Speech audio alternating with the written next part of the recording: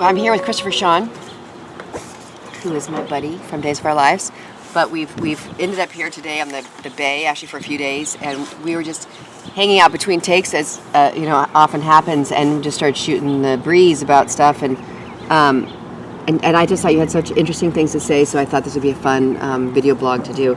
And one thing that you said that I thought was interesting for a young guy like you to say, oh, I have a bucket list, and then I have these goals and these things. I thought it was all just so interesting. And one, I wanted to remember it. So one of the reasons I'm doing this is so that I remember it. But I think it's a great thing to share with other people. So what's sort of your take on all this? I think what's important in life is to have direction.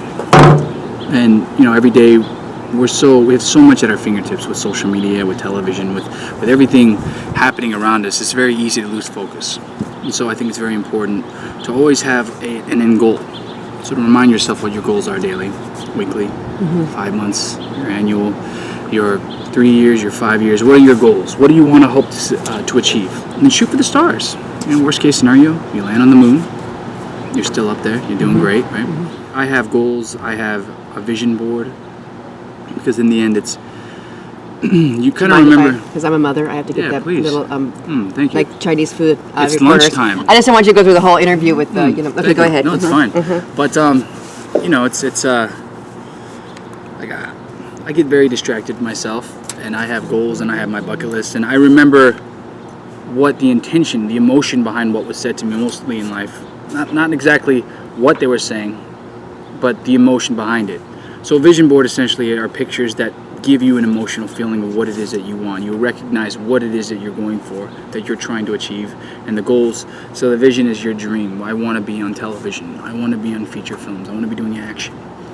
And so when you say you're bored, do you actually do you clip out things from magazines or pictures, or is it actually really a visual board? It's actually a vision board. It is literally just one corner I've got the business, the market. I have a production company. I produced What's it called? A full feature. My first production company was Between the Lines Productions. To read between the lines, or else you're not going to get anywhere in this business. My new company is now Among Lions. The first feature we produced was picked up by Warner Brothers, and now Lionsgate acquired it. And the next feature, we're producing a comedy. It's pretty exciting. But so in essence, you get a vision board, just a big whiteboard, and you just start cutting things out of magazines. That it could be just specific words, it could be phrases, it could be a picture that you identify with. I want to look like this. I want this physique. I want this number in money. I want to work harder. I want to be positively uplifting. I want to be a warrior on weekends, or whatever it may be. You just take cutouts that inspire you to aspire for better. So for me, my vision board is mainly around wealth and success. Which are sort of the same thing in some ways. In some ways. Some ways. I break it down into 3 categories: business, personal, and spiritual. Whatever religion that may be. Right. I grew up in Japan, in America, in Mississippi, in Mexico. So I've been my mind has been opened up to many religions, and they all kind of have an underlying premise: do unto others as you wish done to yourself. It is respect, right. Be love. So I apply that principle to everything, and with that, with being loving, with never expecting or assuming someone's going to do something for you because you do something for them, you start to just really enjoy just giving people happiness. And with that, people are more willing to help you. So. I think what really struck me when I met you, and every time I've had any conversation with you, is you always seem like the person that you are talking to is the number one most important person that you've ever met. And you give this, and I think it's a very infectious thing, and not especially in Hollywood. And I don't get too into the stereotypical things of Hollywood. I don't live the Hollywood life or anything, but people are often care about themselves or what they can get from people that will only help them. Or if you're talking to someone, they're looking over their shoulder to see if some vendor's walking up or whatever. Yeah. But you are a person who I feel like you give 100% of your energy and your attention to any last person. And even yesterday, there were all these background players, and you made a point to go to every single person and introduce yourself and ask their name and whatever. And there's just really rare qualities, and I think, help you obviously as a person, but in this business too. I appreciate that. I think it's important. If I'm working with you, then we're equals. There's no reason that I'm better than you or you're less than me. Like, I don't see that at all. I mean, we're all humans. We all bleed the same blood, and we all demand the same respect. In the end, let's just say Mandy, whomever she is. Yeah, Mystery Mandy. She could be producing a feature film. Next thing I know, and then it's a multi-million-dollar project. She's like, he was the only Asian I liked. And I'm like, oh, that might work for me, you know? Right. Well, yeah, because you leave your mark everywhere you go and along the way, and yeah. But it's really not for that specific reason. No, it's just for, like, when I walk around and let's just say she says he's a nice guy, and they say, you know what? It's just kind of yes. Here's the exact opposite. If I leave a bad taste or a bad review, if I've done something wrong, you're more willing to tell 10 people about how horrible I am than you're more willing to go out of your way to tell how great I am. You know? People are more willing to be negative, and it's just a strange, I don't like strange that. thing. And I've written blogs about that, actually. Like, why? Yeah. What's the point of going out of your way to write something negative or be negative? I don't get that. But agree, some people, I mean, maybe that's their entertainment. I mean, I know my grandmother, I loved her so much, but if she had nothing really to talk about, she talked about negative junk. And I think maybe it's just fodder. It's just something to talk about. That's a great way of putting it, fodder. The way I see it is your thoughts are your words are your actions, and your actions are your destiny. So you cleanse your mind constantly. Are you guys all listening to this because this is it? Yeah, right. you have to just clear your mind. You meditate, and by meditation, it's just clearing your mind. Take a 5-minute break. You know, like when you go to a yoga class, they'll say, like, the hardest thing to do, and this I think is such with meditation too, the hardest thing to do is to sit still. Yeah.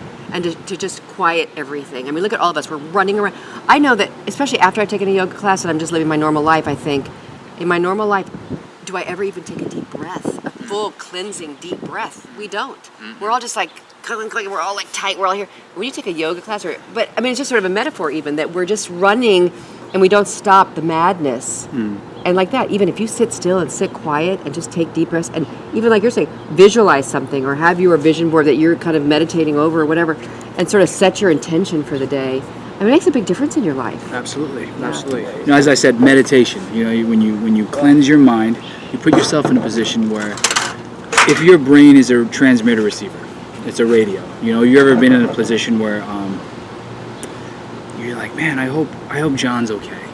And all of a sudden you get a phone call from John. Oh, like, that happens. Oh my God, I was just thinking about you. It's the weirdest thing. It's because our brains are transmitters, receivers. If I'm thinking of something, I'm emitting that frequency. I'm emitting that thought wave. Somebody's going to pick up on it. And most of the time, it's that person who's thinking of it. How can you be on a cell phone in an elevator surrounded by 4 walls that are metal and still be on the phone talking to John, who's in the Caribbean dancing salsa with the Colombian queen? It doesn't matter. Like, whomever it may be, how is that possible? It's because the frequency is actually smaller than the atomic structure of the wall. It goes right through the atomic particles. So on a scientific level, if our brains are that powerful, we're able to think of someone and they think of us in the same thought, and then you call them, you know. What's that about? If we're that powerful, then why not strengthen that and put that for the positive? And again, so with meditation, you can clear your mind and focus entirely on one thing. Much like, you know, they talk about the law of gravity. If I jump off this building, I will hit the floor. 99.9% of the time, I will hit the floor. It's a law. The law of attraction is a law as well. They're both laws. So in essence, with meditation, you clear your mind. And you only, on your pie chart, on your day, if you were to break down your day in a pie chart, how often are you thinking about what it is you truly want? Because if you're not really focusing on what you want, you're going to get lost in everything else that's happening in your day. This is why it's important to have a vision board and a goals list that you see constantly. I mean, the wallpaper of my cell phone is an Oscar. I would love to have an Academy Award, and I expect to earn it. I admire you. Like, I tell you, I told you this yesterday, I have 0 of these things. I live in the moment for the most part. I have pretty much no hindsight, pretty much no foresight. Somebody will say, well, I get in a fight, or I mean, I don't really fight with anybody, but let's say my husband, we have a disagreement, then he'll apologize the next day, and I'll go, what happened? I don't even remember. So for better, for worse, you know, it doesn't always work in my favor, but most of the time I think that's a pretty good quality, and I have stumbled upon, you know, I suppose my trajectory, but I I think maybe if I had been a little more focused like you, I mean, gosh, I don't know what would happen. I might have exploded or something. Well, I think what you're doing is wonderful. You're so present and you're so positive. I mean, that I'm in super itself positive. is wonderful. In fact, we just did a video blog about these questions that were asked. They said, "What's one word to describe yourself?" And I think I said optimistic. Wasn't it optimistic? Beautiful word. Because I think that I live my whole life like that. Every day is like that. And it's funny because when, let's say, my kids, my one child in particular, he would do something and be in trouble, and my husband would always be the next day going, I just think the next day you're just like it never happened and you just forgotten about it. But I really feel like if somebody apologized or whatever, I'm like, okay, cool. Then the next day I have complete faith that you are going to be everything that you said you're going to be. And I go forth like that.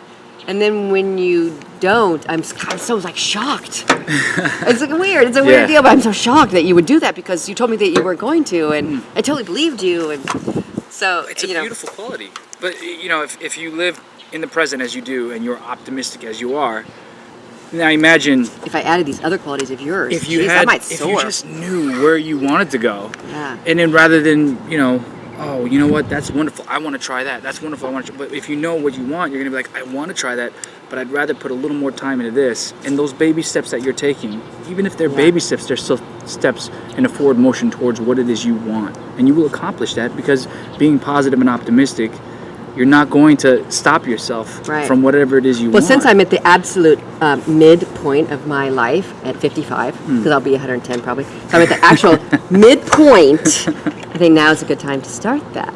This will be my next half. There's never a better time. I think that's a great idea. I think this is really good advice because I think none of us do this. None of us do it. I mean, I love that you have this razor focus of these goals. And would you say you have your big goals and then you have your little goals? You know what? Making your bed is a goal. Because it's a sense of accomplishment, and when you can have that sense of accomplishment, you start to realize anything is achievable. What's the difference between me and Bill Gates? I mean, honestly, there's not much outside of the fact that he's worked towards his goals every day, much bigger steps than me, maybe. When you start thinking, let me think, the difference between... Yeah, right? I mean, there's so many things. Of course, but I know what you mean. He may be autistic. No, but my brother is a great example. My brother didn't graduate from high school. He started as a lot boy at a Mazda dealership, and people then, he worked his way up to that, service manager, whatever. Yeah. People believed in him and then said, hey, I want to send you out to this car dealership, and I'll front you half, and you run it, and then sooner or later, my brother bought that guy out. And then he bought more and more properties. Then he had city blocks with like those car streets where there's a million cars. And then he at 60 he just retired, and he just said, "This was this was my whole plan in my board probably thing, and he totally planned it out." Of course, my husband goes, "Geez, I wish I would have talked to you about this 10 years ago. What was that? What was your board?" But it's just interesting. It's interesting. It's not about school. It's not about these. But it's like if you can meet the smartest people and they're nincompoops. I know some of the smartest people are like the worst parents I've ever seen. Like you think, you went to Harvard for God's sakes. Like what's up with being such a bad parent? But I think that, and then there's a kid from the worst neighborhood, from the worst situation, and will soar and excel and be this great whatever. So much of it is your character and get your stuff together and like you have come up with this thing, and like you said, your mother's Japanese and your dad was in the military, so that helped with your absolutely razor focus, I guess. I mean, honor, respect. It's kind of honor and respect, and that's so big, especially of course I think you're 20 and I know you're not, but so I keep thinking, for kids, but you're not kids. But still, that's just what's not, there's not that out there. There's not the respect, and there's not that. I mean, when I was a kid, it was Mr. and Mrs. You had to call everybody Mr. and Mrs. or Aunt and Uncle. There wasn't anything else. But now nobody does. And my husband's a doctor, and nobody calls him doctor, and he doesn't let anybody call him doctor. But in the old days, it would have been, hey, doctor, da da da. And if anybody says it to him now, in fact, it just happened the other day. One of my son's friends goes, hey, Doc. He goes, did you just call me Doc? Wow. Just call me Mike. Yeah. But times have changed, and But respect is huge, and just say to live an honorable life where you're trying to do the right thing and excel and to achieve. Those are really great qualities. But I fail, and that's why I succeed. Is because I fail and I know I fail. I don't fail and say, well, it's not my fault. I take full responsibility for everything I'm a part of. Just like today on set when we were doing our stuff, I knew something bad could happen, and I knew if I didn't say anything, I knew inside I could have just said something that would have helped anyone from not getting injured. Right. It's important. So I step in and I say a few things, and everyone's like, "Ah, that works, thank you." Yeah. And just that little bit. I'm like that with little kids everything. that stand too close to the edge of the pool. By the way, So I guess you're not the only one that has vision boards. I'm sitting here talking with these people, and they're telling me about the vision boards. I couldn't shoot the tree because it's so sunny. So Mandy, what was your story about the vision board? So a couple of years ago, a girl in my office and I decided we ran a half marathon together, and we decided that was a good first step, and we wanted to do more things like that. So we created a vision board. We each had like 2 weeks, and then our goal was to bring it back and share it with each other. So it wasn't just something for ourselves, but also something we committed to verbally. And so I used Pinterest. I pinned a bunch of stuff. I didn't do the cutout magazine stuff. Pinned a bunch of stuff to Pinterest, and She's then more modern than you. well, I'll get into that in a second. and I still do it. So I, in that instance, I took all of that stuff and created like a Photoshop collage of my vision board and put it up in my office and put it up at home. And now I just put it on Pinterest, but I have it and I have stuff there. And then we have the famous Bradley over here. What's your vision board? I started when I first moved out here. I made sure I put my headshot first on my bathroom mirror every day to remind myself I'm that same person, and I'm that same little kid from Virginia, to be nice and be kind and be, kindness is timeless, to put that there. And then I started doing it on the back of my door before I walk out the door to go to work every day. I'd put pictures of my family up there. Remember to treat everybody like family. If you fight with them, you make up. You treat everybody just the same. Don't just burn bridges and disregard them or whatever. Favorite sitcoms from childhood, I put Growing Pains and Who's the Boss. To remind myself of my career goals of where I wanted to be on the shows that I believe in and want to be part of, and like that I thought were like wholesome and whatever. But just put things that I love, and I put pictures of Andy Warhol's work up there and everything else now that I want to go out and do like artistic stuff and everything, But like, I don't know. I guess the base of it is just to remember that I'm the same person. That don't let anything in the business of the town change you, and just be the same person that I was the same day like when I first moved here. And Christopher, you said yours was in 3. I had mine in 4 sort of areas. So I had love, business, health, and then play. So not to forget that aspect of life, that it's not just about, work, but there's also a play aspect. And for me, that's because I have a day job, but I also like to act. And so those were sort of different things. But in each of those areas, what my goals were. And See, I slack on that because I don't take time to enjoy it and play and step out of it. And then when I play do, I'm means like, different things, right? I mean, but yeah. Just kind of touch base on what you said. About why you do a visual board, not a Pinterest. A vision board, not a Pinterest. I like to have mine, hanging over my bed. So it's constant redirection of my thoughts. I read in the morning, I wake up and I see it. It's there. No, and then throughout my day, I'm walking around my house, it's there. I've got my goals list there on my cell phone as well as on my wall of what I want to accomplish. But I write it out. And there's something about actually writing, not typing, not any of that. Actually taking a pen or a pencil even and putting it on paper, your brain then starts to transcribe that and say, this is what you really want. Let's focus on that, because you're actually putting the effort into actually doing it. Your finite focus in those words that you put in, right? So the more finite focus that you're putting in on that paper, the more you really start to focus on that. And again, it's all about focus. It's all about redirecting what it is that's happening around you into your main goal that you want in life. Oh yeah. When we get this all edited, I'm saying to all my kids. So there's meditation, there's prayer, and then there's conversation. So the 3 things that are very important, because with meditation you clear your mind, and with prayer you speak it aloud. Again, your thoughts are your words are your actions are your destiny. I really want this. I believe I will be a famous, successful, high-paid working actor, and I'll be successful in all aspects of life. I'm saying that out loud. And the conversation as we are now, not only am I spreading what it is I want, you're spreading what you want, and then now we are both exchanging energy saying, I may be able to help you. Oh, you can help me, I can help you. It's that optimism, it's that excitement. And then now, I know someone who can help you. And by me telling you, because closed mouths don't get fed, you have to speak up. I have to tell you, I mean, it won't really, not in our situation here, but when people tell me things, I listen to them and I think, oh, yeah. I mean, a good friend of mine said one day, I wanted to be a model. And I was like, oh, and then before you know it, I was out to dinner with this couple that I know, these 2 guys, and the one guy's a hair colorist, and then before you know, he told me to like LA models lady. I'm like, oh, LA models, well, oh my gosh, my friend has this daughter. Well, geez, that girl's like ripping it up now. She's mauling her head off. And anytime I always love to fix things up or fix things or help people like that, you know? Like, oh, let me see how let me hook that up with, I love that. I love that networking and helping people. And in this business, I have one friend who's a supersonic like music composer who gives all his friends jobs, and he's always thinking and always talking for his friends to get them jobs. He is the only guy I know in this business that does that. I mean, do you know any actor that's going, oh, I'd like that part, but instead, why don't you give it to my pal, my bud? Let him do the part. That rarely happens. It just rarely happens. So it's so cool, and I would love to listen and try to think, oh, how can I come up with something to help that person? You know? Absolutely.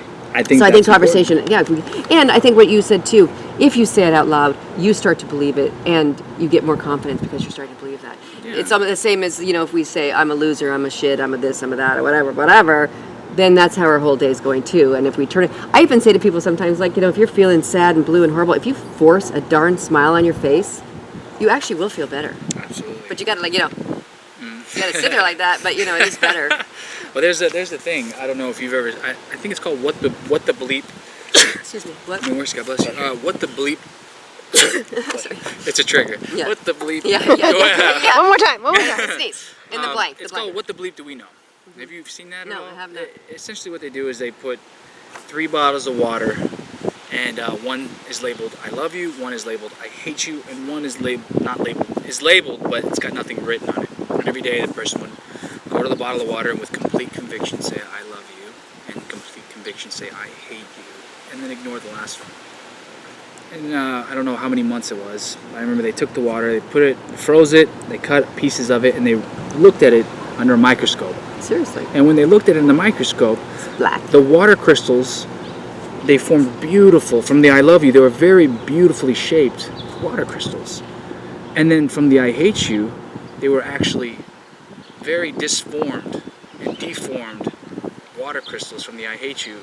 And the crazy thing is, the one that was ignored was also misshapen and disformed because it wasn't getting any attention or love. Mm-hmm. And to think about that, we're like 70% water. Mm-hmm. And how important words really affect, how important words are and how much they affect us. Like, we really have to be loved. We really have to appreciate each other and support each other. Without that, we will become ugly inside. And you know what? I can't live with that. Yeah. I can't live with that. I don't like to have discord in my life. I don't like to live with that junk. Yeah. I guess I can't carry a grudge around. I can't carry anything around. Cause for me, it just... You even hear about people who, something terrible like a murder of someone they loved or something like that, and people sometimes, these horrible things, and the parent will say or something, well, I can't, I'm thinking of the people that in the church, when the family was killed in the church, in the basement, and then the parents were on the news talking about, like, I'm not angry with that person, I'm sending them love and I'm sending them forgiveness.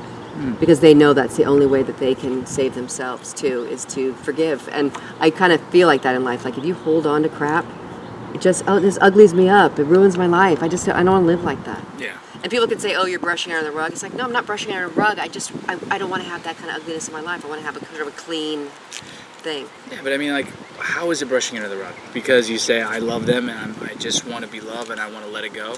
Like, how is that brushing under the rug? It doesn't. I'm with you 100%. It's you know what? It's finding your own closure, and that's the thing. People don't. And move on. Yeah, people don't know how to close a door in their life, and then once that door closes, another door opens. Yeah. And that's just the truth.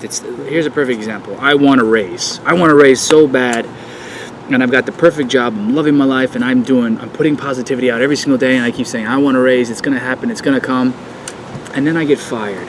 And I'm like, what the hell? What happened? Why did I get fired? Positive thoughts? Oh my God! But the minute I dwell on that, I will miss the opportunity for a bigger job that will give me that higher pay raise and that happier lifestyle. Because that's what I've been saying I wanted. Right. I was capped out at my place. Right. There's no way I can get any higher. Right. So I want to raise. I have to leave. Right. I have to close that door. And then when I go to this other place, because we all like safety and we all like predictability. Yeah, we're all creatures of habit. We do what we know, and we love what we do. I know that there's this one time I was killed off of General Hospital twice in 1 year. I don't know why I kept going back up to the same balcony. I was going to say, didn't you fall off a balcony both times? A parapet, they call it. Yeah.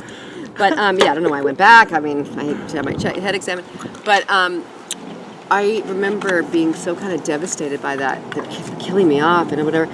And then, minutes later, I was offered As the World Turns in New York, where I love New York, and I always wanted to go there. And I was just like, this is so great. So it ended up being an incredible thing. And that's happened to me a few times where something that seems so terrible, the change has been so positive, and my life, expanded and better things happened. And it's about being open to the changes. And, so many more people, we probably should wrap this up because I think we're playing due back. But so many people, like I have friends or people that you meet that would say they'll open a shop or they'll do this or they want, and nobody does things. And I always think like, geez, you just got to jump off the darn cliff and you just got to say yes and you just got to do it. And because what really holds us back in all areas, and what you were just talking about too, is fear.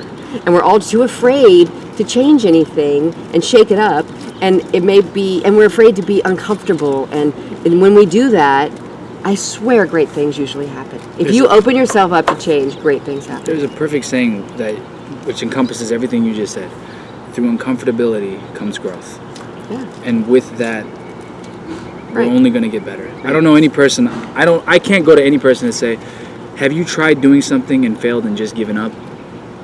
I say, no, if you really want it and you tried it, you didn't do it, did you give up? I think every single person say, if I wanted something really badly, as bad as I want to breathe, I think they'll get it. Right. I believe. It's a tenacity. You got to have I believe it. Yeah, I don't know any one person. Oh, you just got a good fortune cookie. What is it? Do what you can with what you have where you are. Yeah. I just opened it. I was like, That was his fortune cookie. That means something. I always think of it. It's like the thing that he was saying. But he was sending all that out. What was the? I can't It see. says, do what you can with what you have where you are. Nice. Thank you very much for having me. Really Plank. appreciate you. On the plank. Mandy, on the plank. I walked the plank today. That's right. He walked the plank. I'm very happy, and thank you again so much for everything.